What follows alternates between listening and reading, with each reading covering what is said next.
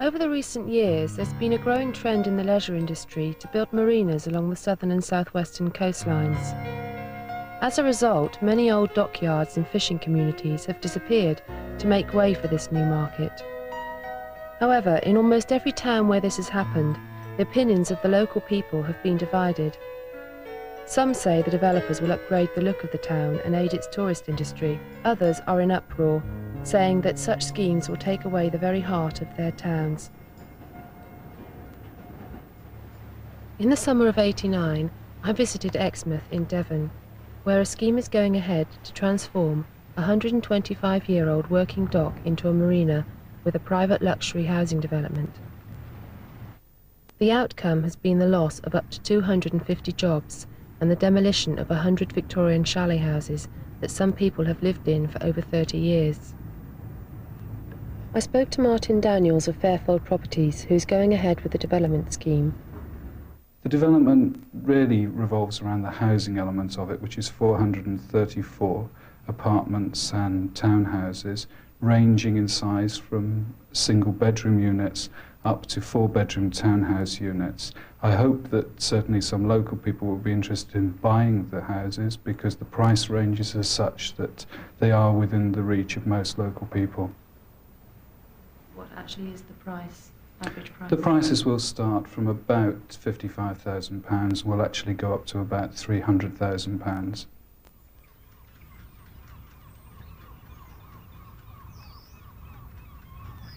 Jim Shapter believes the chalets are part of Exmouth's history that should remain. Well, I was born in Exmouth and I went to school here for quite a period of my life, and my family were fishing people here, or generations before. So that's what I know about Exmouth. And now we're going up through this access that was made because a chalet was removed, and there's a sailing school there now. And we don't know what will happen about the sailing school with the development. Could be anything. We might be able to stay here, but who knows? So you don't know what's going to happen with your sailing school, basically? No, we trust that it'll be all right. We may be able to move further along wherever the development ceases, and we shall probably have to go further down the beach, I suppose. Who knows? No. And you've got no idea when they're going to start developing? Well, I believe they're starting now, really. You can hear it around you. It's going on. So we can't really go any further than today. That's all we've got today to think about tomorrow. Hear that? It's great, isn't it?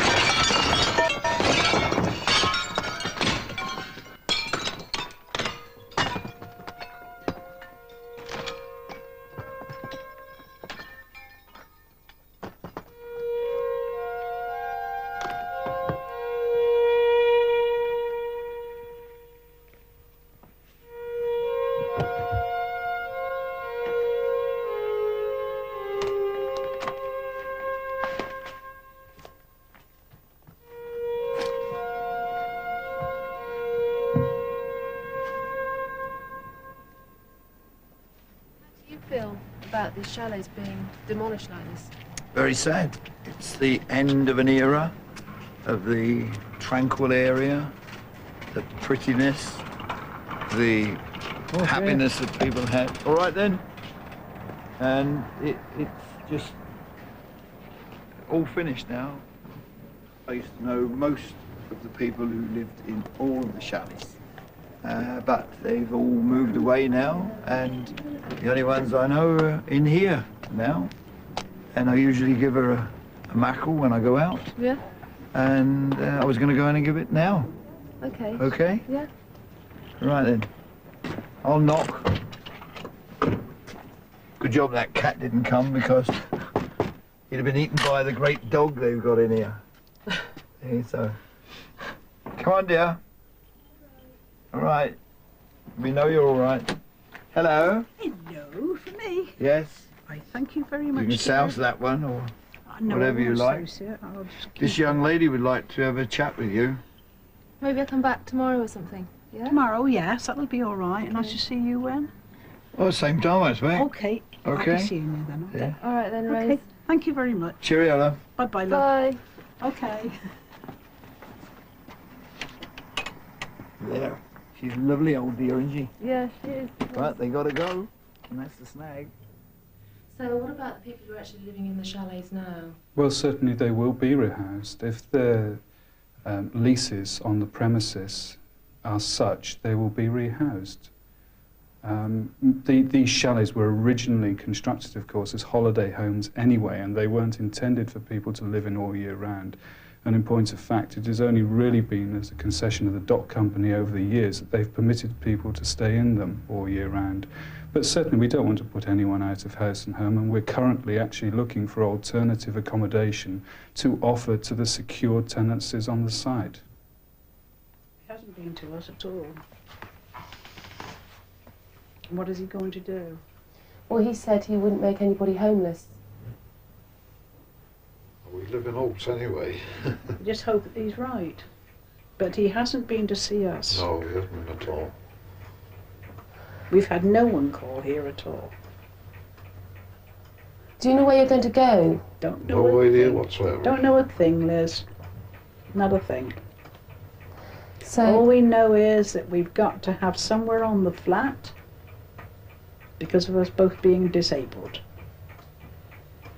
And that's all we know. so what's it like, Rose, living down here now, Oh. hearing all this going on? Horrible.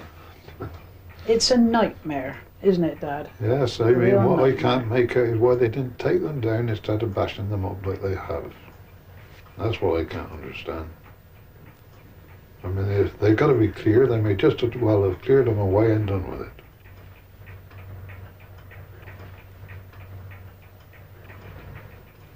What about May? How do you think May is coping with things?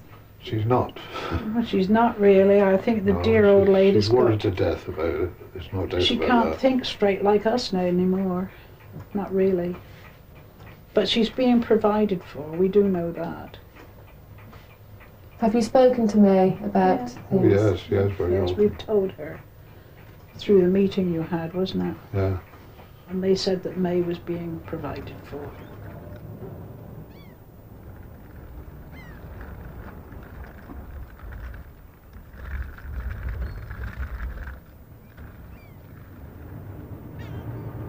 Len Fromant has been running the local pub on the dockside for 17 years.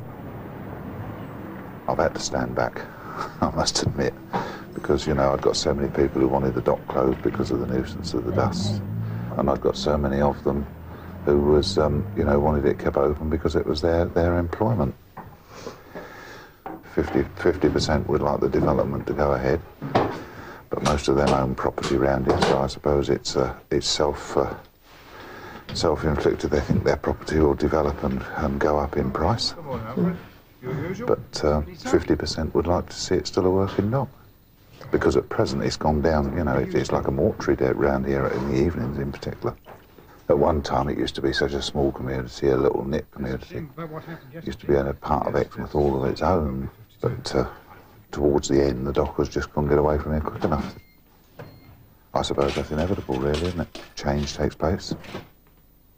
People have lost their livelihoods, you know. You've had people who have been down here for 25, 30 years working on the dockside. And all of a sudden it's come to an end. And yet their working life hasn't come to an end. And they felt very bitter about it, some of them. How did you feel when you found out that you were going to possibly lose your job as a pilot? Shattered. Absolutely. Wouldn't you be? So you've been doing it for, you're going to be there for the rest of your life. You know, another 10 years would have done me fine. I'd have retired. It's sort of halfway, you know, too old to get a job. I'm 51. People don't want to know you at 51. And I thought, you know, if they'd gone for another 10 years, it'd have been fine, but that's the way it is. Because I was disappointed. Anybody would be. Your livelihood is gone, all of a sudden your money stops coming in. You got a mortgage to pay and things like that. It's not a nice thing, is it? On the 31st of December 1989, Exmouth Docks was closed, 6 months earlier than the proposed date. Cracks had been found in the dock basin and on the quayside, making it impossible to operate as a working dock. As a result, 50 dockers lost their jobs, along with another 200 associated dock workers.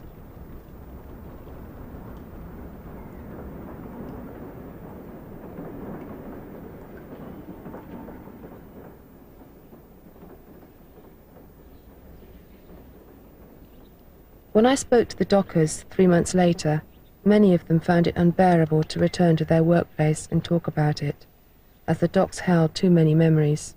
However, Gary and Ray were willing to speak to me. I've been working here 18 years. My son been here 2 years. Like I say, it was a lifetime, really, you know, everything. And when they closed this place, we took part of your life away. That was it. All of a sudden, you know, it's like somebody with an incurable illness. And he says, well, can't do no more for you. And you know, what you feel like, you know. So what happened, Ray and Gary, when you heard the news about the docks closing? Tell me what actually happened. Well, they give us a letter. I think it was 19th or whatever it was, from December, was it? 19th. Yeah. It said the dock would close on the 31st of December. And that was the end of the docks. I didn't even know it was shut. I just got the letter. You didn't know. And I just took a glance at it and put it back in my pocket, and I thought it was something to do about safety helmets, you know, I saw the safety bit. I just didn't think no more about it. And then I saw my dad later on, he said, oh, the docks are shut. So I looked at my letter again, I thought, oh my God. It's a bit of a bad time as well, just before Christmas. Yeah. So how did you feel when you actually heard that you were going to lose your jobs? Gutted, really. Sick. Really sick. Because I was only down here a short time, but I would have stayed down here forever, really, till I retired. I say, to take part of your life away, your family, everything, isn't it? What you've been used to. We knew it was going to come one time or another. It was always in the background that there was rumours that it was going to close, but we never believed it would.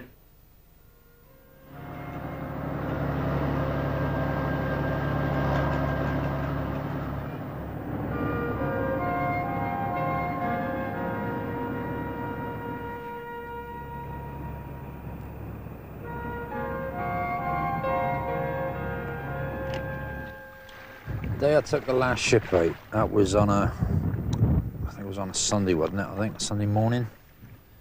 It was damp, grey, rain, and the ship that we took out must have been the roughest ship we ever brought into Exmouth docks. And we left here, and everybody waved, and we had the siren on the ship blowing all the time. Went out along the seafront, all the people in the flats flashing their lights on and off, because they all knew it was the last ship. Anyway, shook hands with the skipper and said, well, Cap, you're the last one, mate, all the best. And that was it. Jumped on the pilot boat, come in. End of an era.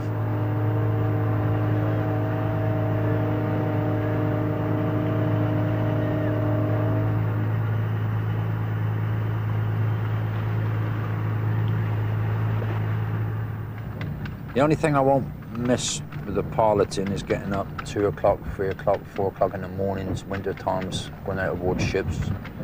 I won't miss that. Obviously, I'll miss the money. It was a good paying job. I miss the prestige of the job. It was a, you know, something to be proud of job. And, well, I don't know. It's difficult to assess, really, because when it happened, I was shattered. I was really disappointed, but now I got a new venture, so, you know, with the docks closed. So I thought, buy myself a boat and go back there tripping again, rely on the good summers we're getting nowadays. So, you know, I bought myself up again and away I go again. Try again.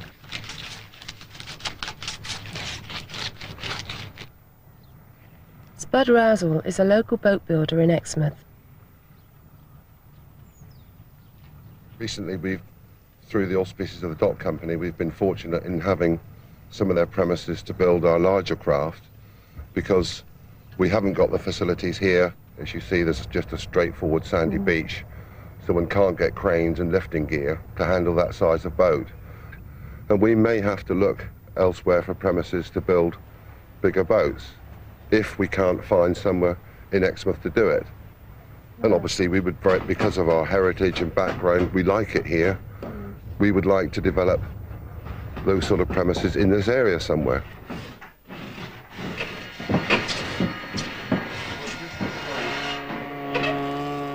Boat building in Exmouth in the 50s used to employ 50 people. At the moment, our little company is the major employer in boats in the area, and we fluctuate between 8 employees to 18 at the moment. Coming down there,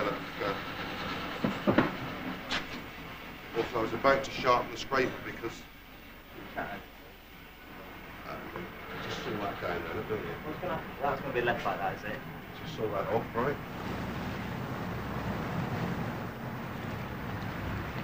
When I spoke to some of the fishermen in Exmouth, they were worried they might lose the right to land fish and store nets on the quayside, since the quay now belongs to Fairfold Properties.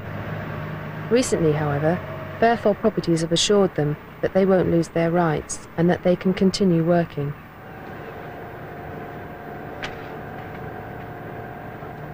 At present, there are 14 boats in the fleet, a third of which are run by second and third generation fishermen. Most of the boats are owned by their skippers and bring in small quantities of fish. If the local fishing industry was to disappear, it would be the end of another tradition at Exmouth.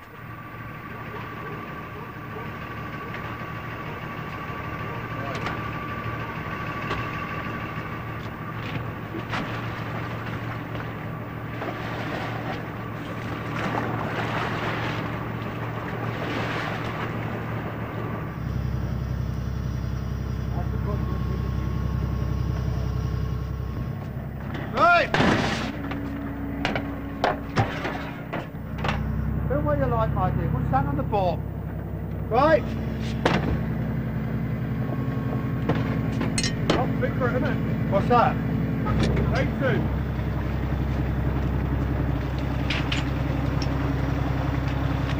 So don't need out with you lot, innit?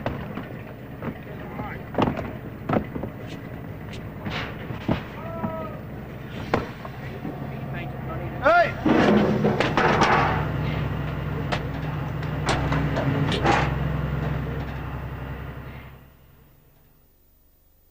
There's nobody here now. Where did they all go? Oh, Major Madge went to Whipton Village, Exeter. Mrs. Berry went up to Brixington, was it? Burnside. Burnside. Yeah. That's a residential home, isn't it? Yeah. Well, where are you going to go? That's me. It's about time you knew, isn't it? Got no idea at Told a all. thing, Jim. But how things are going on, though, Jim, we just don't know. Yeah. No. We have got in contact with the council. Whether they can do anything for us, we don't know. But they can't just say on May the 1st you must go and find yourself bed and breakfast, can they? That's what next door's doing today. Are they? Yes. Philip and Leslie. They've got to be out. Really? Two. Well, will they be assisted in doing that? No. So they've got to do it. Well, there. Oh, well, we just don't think anymore.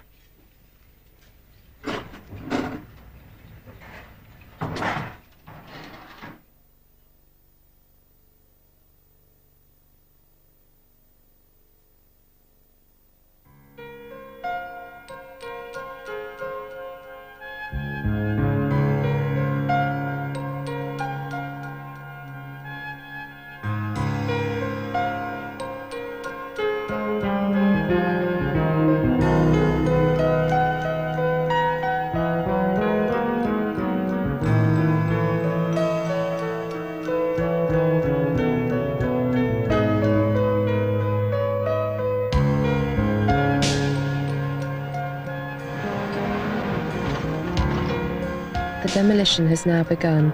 However, Fairfold Properties are not continuing with the development as their backers, Alliance and Leicester, have pulled out. The dock is now back in the hands of its previous owners, Exmouth Dock Company, who have put the area back on the property market. It could be years before the land is ever developed.